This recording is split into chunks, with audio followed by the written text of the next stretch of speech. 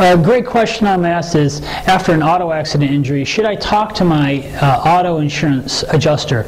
Now, definitely you need to keep in contact with your insurance adjuster, or you could have a representative such as a lawyer contact the adjuster for you, because there is some very important paperwork that needs to be filled out and gotten back to that adjuster even to open up your claim.